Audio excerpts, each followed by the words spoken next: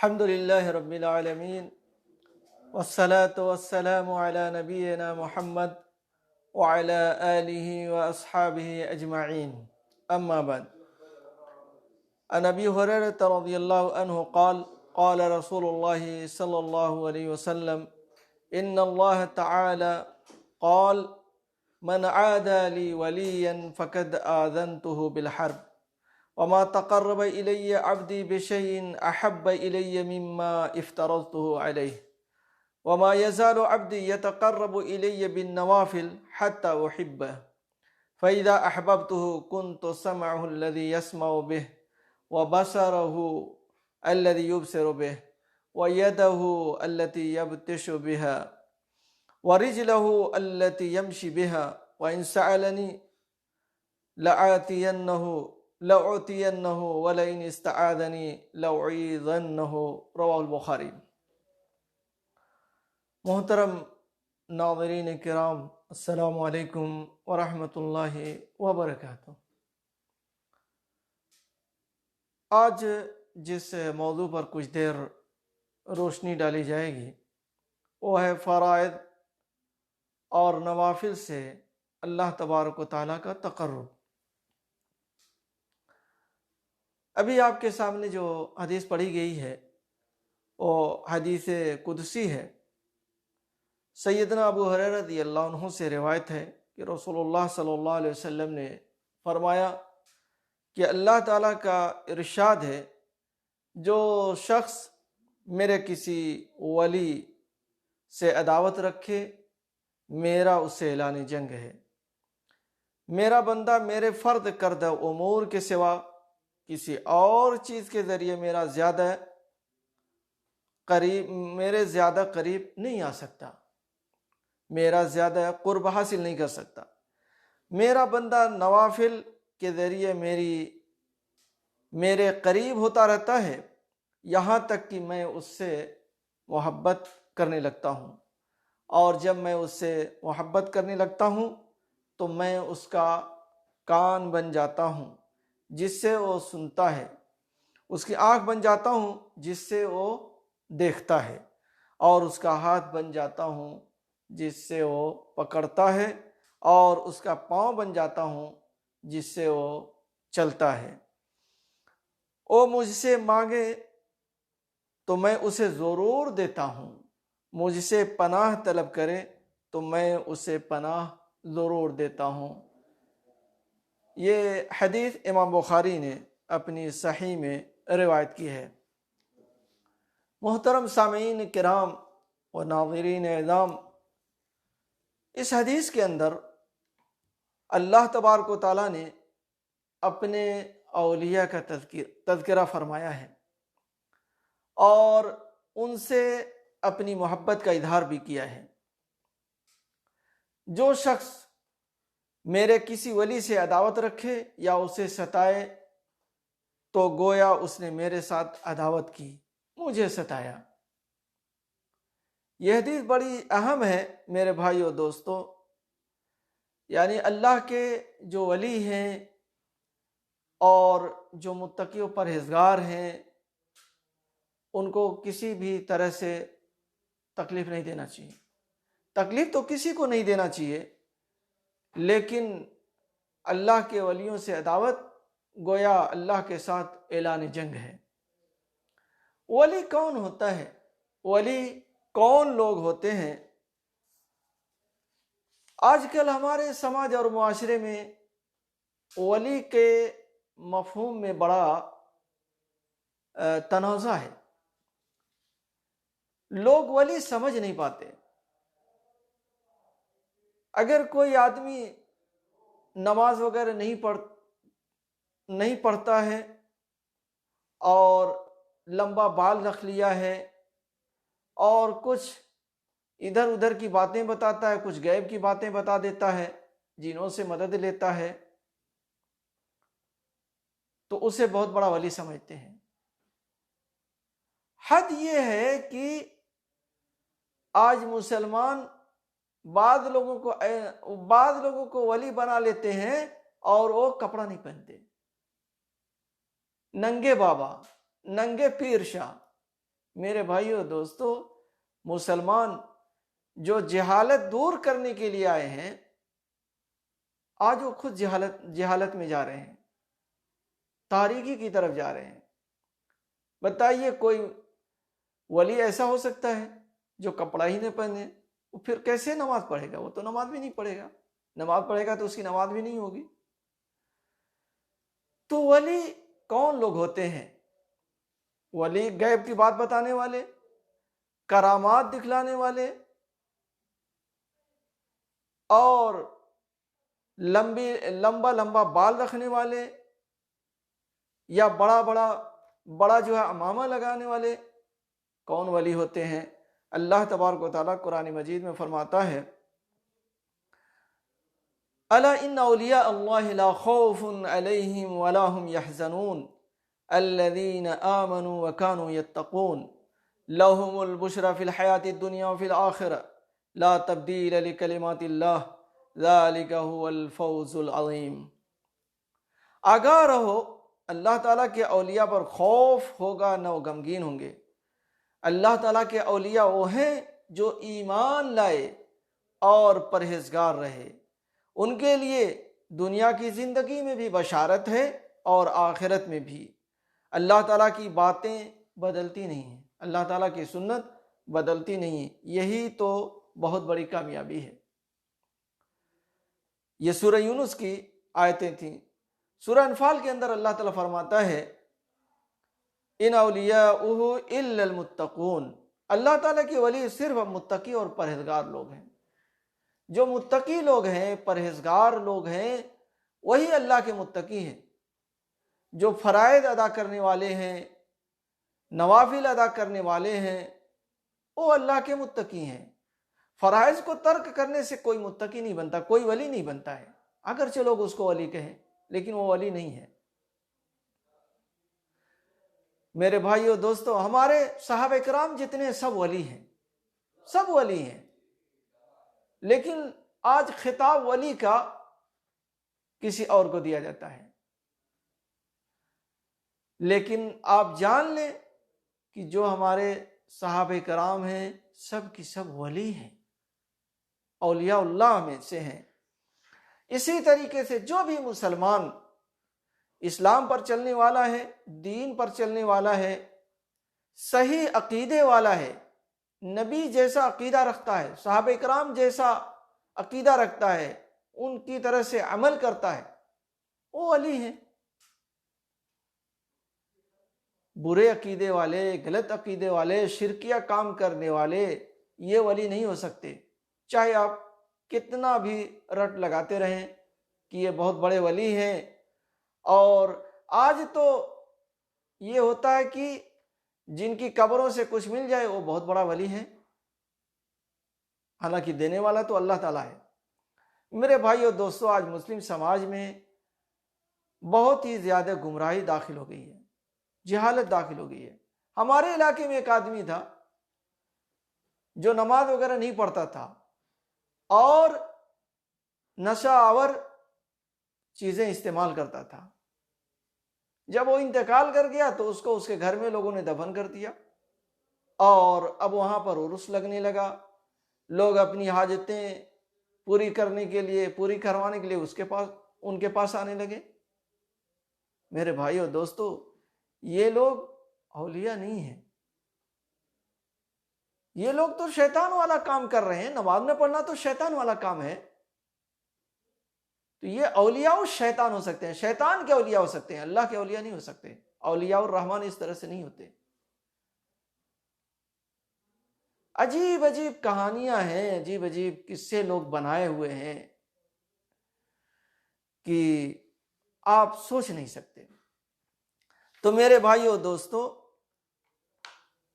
ولی وہی ہے جو فرائض کو ادا کرنے والا ہے، اور فرائض میں سب سے اہم چیز نماز ہے، اس کے بعد روزہ ہے، زکوٰۃ ہے، حج ہے، اور آج اس میں بہت لوگ غفلت برتتے ہیں، نماز میں تو خاص طور سے۔ جبکہ نماز ایک مسلمان اور کافر کے درمیان حد فاصل ہے۔ مسلم شریف کی روایت ہے، ان بین الرجل و بین الشرک والکفر ترک الصلاۃ، آدمی کے درمیان اور شرک و کفر کے درمیان جو فصل کرنے والی چیز ہے، حد فاصل ہے، وہ نماز ہے۔ نماز چھوڑ کر کے کیسے ولی ہو سکتا ہے؟ اور آج کتنے لوگ ہیں جن کو بہت بڑا عالم سمجھا جاتا ہے اور اللہ کا ولی مانا جاتا ہے، لوگ کہتے ہیں، لوگوں کو بتاتے ہیں، لیکن آپ دیکھیے تو نماز نہیں پڑھتے۔ میں نے ایک عالم کو دیکھا نماز پڑھاتے ہوئے ایک سانس میں سورہ فاتحہ پڑھا رہے ہیں، جیسے ٹرین چل رہی ہو۔ بھئی آپ نماز کے لیے گئے ہیں تو نماز اطمینان سے پڑھیں، اطمینان، اور وہ امام بھی ہیں، اطمینان سے نماز پڑھائیں۔ یہ کیا ہے ایک ساتھ میں سورہ فاتحہ؟ یعنی اس طریقے سے، اور ان کو شمار کیا جاتا ہے کہ یہ بہت بڑے عالم ہیں، بہت بڑے ولی ہیں، اور کہیں ایسا نہ ہو کہ مرنے کے بعد ان کی قبر کو پکی بنا دیں گے، پختہ کر دیں گے تو سب سے بڑے ولی ہو جائیں گے۔ جتنی زبردست قبر ہوگی اتنا بڑا جو ہے وہ ولی ہو جاتا ہے۔ اس کے بعد بھیڑ بھی اسی حساب سے اکٹھا ہونا شروع ہو جاتی ہے، سنگ مرمر لگوا دیا تو بھیڑ اور زیادہ ہونے لگتی ہے۔ کچھ قصے کہانیاں ان کے لیے گڑھ لی جاتی ہیں، بنا لی جاتی ہیں کہ فلاں کے ساتھ ایسا ہو گیا، فلاں کا کاروبار ڈوب رہا تھا، انہوں نے بچا لیا، تو فلاں کو یہ کر دیا، وہ کر دیا۔ اس کے بعد لوگ پہنچنا شروع کر دیتے ہیں اور سمجھتے ہیں کہ یہ ہمارے مشکل کشا ہیں۔ مشکل کشا میرے بھائیوں دوستو اللہ تعالیٰ ہے۔ اللہ کے علاوہ کسی اور کو مشکل کشا سمجھنا یہ تو شرک ہے۔ چاہے جتنے زیادہ لوگ آئیں اور چاہے جتنی زبانوں سے اس کو ادا کیا جائے، غریب نواز، مشکل کشا، اولاد دینے والا، روزی دینے والا اللہ تعالیٰ ہے، اور کوئی نہیں ہے۔ جو بھی اس دنیا سے گیا اگر اس کا عمل اچھا ہے تو جنت میں گیا، جنت کی نعمتوں میں ہے، اور اگر برا ہے تو وہ جہنم میں گیا، جہنم سے وہ نکل کر کے آئے گا نہیں، اور جنت میں گیا تو جنت سے وہ آپ کی ضرورتوں کو پورا کرنے کے لیے نہیں آئے گا۔ میرے بھائیوں دوستو، شہید جب اپنا درجہ دیکھتا ہے، اپنا مرتبہ دیکھتا ہے اللہ تعالیٰ کی یہاں، اور اللہ تعالیٰ اس سے پوچھتا ہے کہ تمہاری کوئی اور خواہش ہے، تو جانتے ہو کیا کہتا ہے؟ وہ کہتا ہے کہ اے اللہ تو مجھے دوبارہ دنیا میں بھیج دے تاکہ میں تیرے راستے میں دوبارہ شہید ہو جاؤں، اپنی جان کی بازی لگا دوں، اپنی جان قربان کر دوں۔ ایک مرتبہ شہادت پر اتنا بڑا درجہ مجھے ملا ہے، تو اگر 2 مرتبہ میں شہید ہو جاؤں گا تو پھر کتنا بڑا درجہ ملے گا؟ تو اللہ تعالیٰ کہتا ہے کہ نہیں، دنیا میں اب جانا نہیں ہے، دنیا کا معاملہ ختم ہو گیا۔ لیکن آج لوگ کہتے ہیں وہ شہید ہے، وہ آتا ہے، وہ ہمارے گھر آتا ہے، اس کی روحیں آتی ہیں، فلاں آتی ہیں۔ میرے بھائیوں دوستو، یہ اس طرح کا عقیدہ بنا لیا گیا ہے۔ حضرت حسن آتے ہیں، حضرت حسین آتے ہیں، حضرت علی آتے ہیں، یہ مجلس بڑی روحانی ہو گئی ہے، یہاں پر حضرت حسین کی سواری آ چکی ہے، نبی کی سواری آ چکی ہے۔ میرے بھائیوں، اس طرح کا عقیدہ شرکیہ عقیدہ ہے۔ یہ لوگ اس دنیا سے چلے گئے، اس دنیا میں اب نہیں آئیں گے، اس دنیا سے ان کا تعلق ختم ہو گیا۔ یہ لوگ جنتوں میں ہیں، نعمتوں میں ہیں، وہاں سے آپ کے گھر نہیں آئیں گے۔ لیکن اس طرح کی چیزیں لوگ شور کیے ہوئے ہیں، عوام میں پھیلاتے ہیں، اور عوام بیچاری نہیں جانتی ہے، وہ سوچتی ہے کہ اتنا بڑا عالم جھوٹ کیسے بولے گا، دھوکہ کیسے دے گا، اتنی بڑی داڑھی ہے، اتنی بڑی پگڑی ہے، اتنا بڑا امامہ ہے، جھوٹ کیسے بولے گا۔ لیکن اگر آپ قرآن و حدیث کا مطالعہ کریں گے تو آپ کو معلوم ہو جائے گا کہ لوگ کیسے جھوٹ بولتے ہیں۔ اس دنیا میں بہت زیادہ فرقے ہیں مسلمانوں میں۔ کوئی فرقہ ہے جو کہتا ہو کہ ہم لوگ صحیح نہیں ہیں، ہم لوگ غلط ہیں، اب باپ دادا سے ایسی چلا آ رہا ہے، ہم لوگ ایسی چل رہے ہیں، سب کہتے ہیں ہم حق پر ہیں۔ حتیٰ کہ شیعہ جو قرآن میں تحریف کے قائل ہیں، جو صحابہ کو گالی دیتے ہیں، جو نبی صلی اللہ علیہ وسلم کی بیویوں کو گالی دیتے ہیں وہ بھی کہتے ہیں ہم حق پر ہیں، جن کا دین گالی پر ٹکا ہوا ہے، جن کا دین جھوٹ پر ٹکا ہوا ہے، وہ بھی کہتے ہیں کہ ہمارا دین سچا ہے، ہم سچے ہیں، ہم لوگ جنتی ہیں۔ اس لیے میرے بھائیو اور دوستو، ہمیں غور کرنا ہوگا، ہمیں دیکھنا ہوگا کہ اللہ کے نبی صلی اللہ علیہ وسلم کس طرح کا دین لے کے آئے ہیں، کون سا عقیدہ اپنے صحابہ کو دیے ہیں، اسی عقیدے پر چل کر کے ہم کامیاب ہو سکتے ہیں، ورنہ کامیاب نہیں ہو سکتے۔ اس لیے ہم اسی آدمی کو دیکھیں، اسی آدمی کو ولی مانیں جس آدمی کا عقیدہ صحیح ہو اور فرائض کو ترک کرنے والا نہ ہو، فرائض کو چھوڑنے والا نہ ہو، نوافل میں، نفلی کاموں میں آگے بڑھ کر کے رہتا ہو۔ اور آپ اس طرف نہ جائیں کہ وہ کیا کرامات دکھا رہا ہے، وہ پانی پر چل رہا ہے تو آگ کو چھو دے رہا ہے تو وہ غیب کی باتیں لا رہا ہے۔ اس طریقے سے کوئی ولی نہیں ہوتا۔ ولی کی پہچان یہی ہے کہ وہ متقی ہو، پرہیزگار ہو، فرائض و نوافل کا ادا کرنے والا ہو، اس کا عقیدہ صحیح ہو۔ اس لیے میرے بھائی، فرائض میں سب سے اہم نماز ہے، نماز کا اہتمام کرنا چاہیے۔ اللہ کے نبی صلی اللہ علیہ وسلم فرماتے ہیں العہد الذی بیننا وبینہم الصلاۃ فمن ترکہا فقد کفر۔ اس کو امام ترمذی نے روایت کیا ہے اور شیخ البانی نے صحیح کہا ہے کہ جو عہد ہمارے درمیان اور ان کے درمیان ہے وہ نماز ہے۔ یعنی ہمارے درمیان، کافروں کے درمیان فرق کرنے والی چیز نماز ہے۔ جس نے اس کو چھوڑ دیا اس نے کفر کیا۔ نماز کو چھوڑ دینے سے آدمی کافر ہو جاتا ہے۔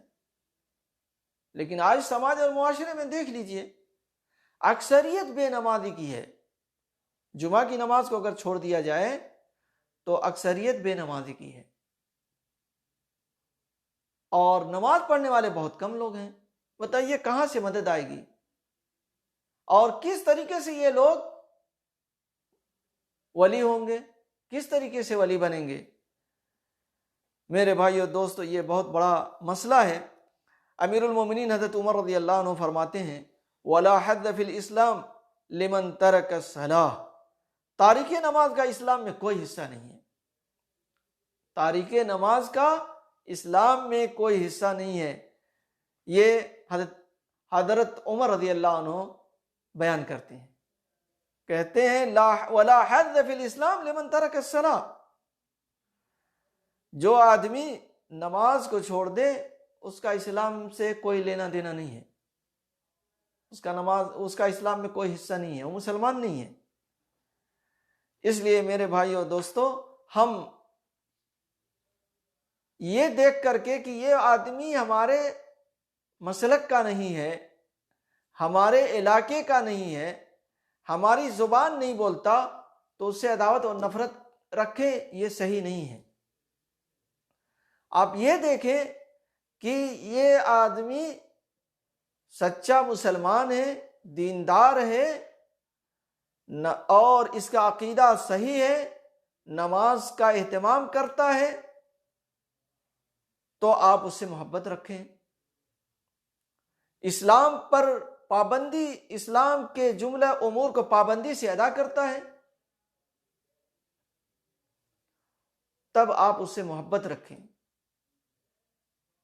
یہ نہ دیکھ کر کے کہ ہمارے محلے کا ہے، ہمارا رشتہ دار ہے، اس وجہ سے یہ سچا مسلمان ہے اور آپ اس کو اللہ کا ولی کا درجہ دیں، یہ صحیح بات نہیں ہے۔ صحیح وہی ہے جو قرآن کہتا ہے ان اولیاء الا المتقون۔ اور دوسری جگہ اللہ تعالیٰ فرماتا ہے الذین آمنوا وکانوا یتقون۔ جو مومن ہیں، تقوی والے ہیں، یہی لوگ اللہ کے ولی ہیں، دوسرے لوگ نہیں ہیں، چاہے ان سے کوئی کرامت ظاہر ہو چاہے نہ ہو۔ صحابہ کرام، کتنے صحابہ کرام ہیں جن سے کرامتیں ظاہر ہوتی تھیں؟ اور صحابہ کرام تو سب کی سب ولی ہیں، اگرچہ ان کا نام ان کو پکارا نہیں جاتا، جیسے لوگوں نے بنا لیا ہے نا، وہ اولاد میں فلاں کو پکارتے ہیں، مشکل کشائی کے لیے فلاں کو پکارتے ہیں، بیماری کے لیے فلاں کے یہاں جاتے ہیں، کوئی پریشانی آ جائے تو فلاں کے یہاں جا کر کے مرغا ذبح کرتے ہیں۔ حد تو یہ ہے میرے بھائیوں دوستو کہ خود ایک شخص نے مجھ کو بتایا، وہ ہمارے جاننے والے تھے، ان کے یہاں کچھ پروگرام تھا تو میں بھی ان کے یہاں گیا، تو ان کا گھر بڑا یعنی لمبا چوڑا تھا، اور کچھ کمرے اس طرف تو کچھ کمرے اس طرف، اور بیچ میں درخت وغیرہ تھے۔ تو مجھ سے خود بتانے لگے، کہنے لگے کہ مولانا بہت میں پریشان تھا، رات میں مجھے دکھائی دیتے تھے کوئی آدمی ادھر کمرے سے نکل کر کے ادھر کی طرف جا رہا ہے، ادھر سے ادھر جا رہا ہے، میں بڑا پریشان تھا۔ تو میں نے کہا کہ پھر کیا ہوا؟ تو کہا ایک شخص نے مجھے بتایا کہ آپ فلاں کی قبر پر چلے جائیے اور وہاں سے چراغ لے کے آئیے، چراغ اس گھر میں جلا دیجئے تو شیاطین جتنے سب بھاگ جائیں گے۔ تو میں نے پوچھا پھر کیا ہوا، آپ گئے لائے؟ کہتے ہیں ہاں گیا، جا کر کے وہاں سے اس قبر والے کی یہاں سے چراغ لایا، انہوں نے نام بھی بتایا تھا، میں نام نہیں بتا رہا ہوں، وہاں سے چراغ لایا اور جلایا تو شیاطین سب بھاگ گئے، اب نہیں ہے۔ میں نے کہا کہ دیکھیے یہ شیاطین سمجھ گئے کہ آپ کا عقیدہ اللہ تعالیٰ سے ہٹ کر کے اس قبر والے پر چلا گیا ہے، اس لیے اب ان شیاطین کی آپ کے یہاں ضرورت نہیں ہے، آپ دوسرا گھر تلاش کریں گے، دوسرے کے یہاں چلے گئے۔ بتائیے اللہ کے نبی صلی اللہ علیہ وسلم جب سونے جاتے ہیں تو قل هو اللہ احد، قل اعوذ برب الفلق، قل اعوذ برب الناس کو 3 بار پڑھتے ہیں، اس کو پڑھتے ہیں اور 3 بار اپنے اوپر سر سے لے کر کے جہاں تک ہاتھ جاتا ہے اس کو ملتے ہیں ہاتھ کو، اور اسی طریقے سے آیت الکرسی پڑھنے کے بارے میں ہے حدیث میں کہ جب آیت الکرسی پڑھا جاتا ہے تو اللہ تعالیٰ کی طرف سے ایک محافظ متعین ہو جاتا ہے، اور اسی طریقے سے جس گھر میں سورہ بقرہ پڑھی جاتی ہے وہاں سے شیطان بھاگتا ہے۔ یہ سب چیزیں اللہ کے نبی صلی اللہ علیہ وسلم نے بیان کی ہیں، لیکن آج اس آدمی کو ان صورتوں کی ضرورت نہیں پڑی، ان صورتوں سے فائدہ نہیں ہوا، اس کو فائدہ کس سے ہوا؟ قبر والے کے چراغ سے فائدہ ہوا۔ نبی کو اور نبی کے گھر والوں کو فائدہ کس سے ہو رہا ہے؟ قرآن سے ہو رہا ہے، قرآن کی صورتیں پڑھی جا رہی ہیں، اور ان کو فائدہ ہو رہا ہے کہاں سے؟ فلاں قبر والے کے چراغ سے۔ بتائیے یہ کیا کسی کو سمجھ میں نہیں آ رہا؟ یہ بات سمجھنے کے لائق نہیں ہے کیا؟ اس کے لیے کوئی بہت پڑھا لکھا آدمی چاہیے؟ میرے بھائیو حق بالکل واضح ہے، حق بالکل واضح ہے، اور کل قیامت کے روز یہ لوگ کہیں گے کہ اے اللہ ہمارے قوم کے جو سردار لوگ تھے، جو بڑے لوگ تھے، ان لوگوں نے ہمیں گمراہ کر دیا، ان کے پیچھے پڑ کے ہم گمراہ ہو گئے، اے اللہ ان کو ڈبل عذاب دے، ان عالموں نے جن لوگوں نے ہمیں گمراہ کیا ہے رب العالمین تو انہیں ڈبل عذاب دے۔ تو میرے بھائیو دوستو ہمیں ہوش کے ناخن لینا چاہیے، ہمیں سمجھنا چاہیے، ہمیں سوچنا چاہیے کہ نبی صلی اللہ علیہ وسلم لوگوں کو قرآن پڑھنے کی تلقین کر رہے ہیں، قرآن کا وظیفہ دے رہے ہیں، اور یہ آدمی قبر کا چراغ دے رہا ہے۔ اور حد تو یہ ہے کہ بعض لوگ قبر کا دھلا ہوا پانی لے جاتے ہیں، یہ میرے سامنے کی بات ہے کہ ایک آدمی قبر کا دھلا ہوا پانی لے کر کے آیا اور ایک آدمی کو رشوت میں دے رہا تھا، اس کے پاس وہ سوچا کہ پیسہ نہ دے کر کے یہی دے دیں، لیکن وہ آدمی تھوڑا اس طرح کا دینی مزاج کا نہیں تھا، وہ کہا یار اس پانی وانی سے کیا ہوتا ہے؟ اور صحیح بات ہے، اگرچہ وہ علم کے حساب سے تو نہیں کہا ہے، لیکن صحیح بات یہی ہے۔ نبی صلی اللہ علیہ وسلم کی قبر مدینہ شریف میں ہے، اگر قبروں کو پکا بنانا یہ اسلام ہوتا تو صحابہ کرام ابو بکر عمر عثمان و علی یہ لوگ نبی صلی اللہ علیہ وسلم کی قبر کو پکی بناتے، لیکن ایسا نہیں کیا۔ اس پر پھول ڈالتے، اس پر خوشبوؤں کا چھڑکاؤ کرتے، اس قبر پر جا کے بیٹھتے، جیسے آج کل مجاور بیٹھتے ہیں، لوگ بیٹھتے ہیں نا بھائی عقل سے سوچنا چاہیے، ایک مسلمان کو غور کرنا چاہیے کہ دنیا میں نبی کے روضے سے، نبی کی قبر سے افضل کوئی قبر ہے؟ اور نبی کے صحابہ کرام سے افضل کوئی اس امت میں پیدا ہوا ہے اور ہوگا؟ یہ لوگ تو نہیں بیٹھے، یہ لوگ تو یہ سب کام نہیں کیے، یہ لوگ تو نبی کی قبر کو پکی بھی نہیں کیے، یہ لوگ نبی صلی اللہ علیہ وسلم کی قبر پر میلہ ٹھیلا بھی نہیں لگائے جیسے آج کل عرس کے نام پر لگ رہا ہے۔ کسی دن فاتحہ خوانی کا، کسی دن کل کا، یہ سب بھی نہیں کیے۔ تو صحابہ کرام کیا تھے آخر؟ صحابہ کرام کس منہج کے لوگ تھے، کس مسلک کے لوگ تھے آخر؟ یہ لوگ یہ سب نہیں کیے۔ میرے بھائی، صحابہ کرام ہی کے منہج پر، صحابہ کرام ہی کے طریقے پر چل کر کے ہم لوگ کامیاب ہو سکتے ہیں، اور ان کا طریقہ چھوڑ کر کے ہم گمراہ ہو جائیں گے، اور لوگ گمراہ ہو رہے ہیں۔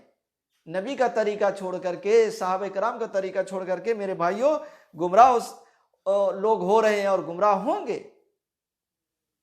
اس لیے ہم لوگوں کو نبی کی سنت پکڑنا چاہیے، نبی کی طرف آنا چاہیے، اور ہمیں اللہ تعالیٰ کا ولی بننا ہے تو ہمیں متقی و پرہیزگار ہونا پڑے گا، ہمیں فرائض کو ادا کرنا ہوگا، نوافل میں آگے بڑھ کر کے رہنا ہوگا، پھر اللہ تعالیٰ ہم سے محبت کرے گا اور ہماری مدد کرے گا۔ ہم جو اللہ تعالیٰ کے سامنے جو باتیں رکھیں گے اللہ تعالیٰ قبول کرے گا، اور فرائض کو چھوڑ کر کے تو پھر ہماری کوئی بات نہیں سنی جائے گی۔ اسی طریقے سے اگر ہمارا عقیدہ بھی خراب ہوا تو پھر بھی ہمارا کوئی فائدہ ہونے والا نہیں ہے۔ اللہ تعالیٰ سے دعا ہے کہ اللہ تبارک و تعالیٰ ہم تمام لوگوں کو نبی صلی اللہ علیہ وسلم کی سنت پر چلنے کی توفیق عطا فرمائے، آمین۔ وآخر دعوانا الحمد للہ رب العالمین، وصلی اللہ علی نبینا محمد وعلی آلہ واصحابہ اجمعین۔